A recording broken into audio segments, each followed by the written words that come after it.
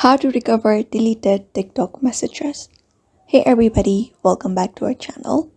In today's video, we are going to show you how to recover deleted TikTok messages on TikTok. So without any delay, let's just jump right into the video.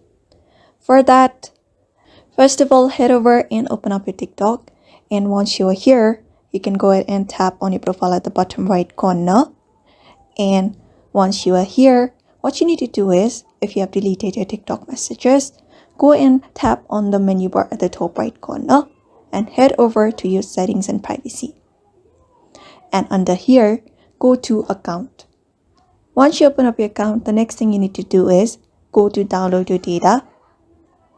After that, you can go ahead and tap on the select data to download and then go to custom. The second one right here, and then go to messages. Since we are recovering the deleted messages.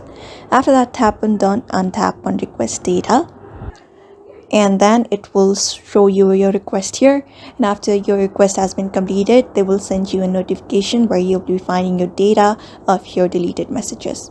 So that is it. That is how you recover your deleted messages on your TikTok by following up this method. So therefore, I hope this video was helpful to you, and thank you for watching this video.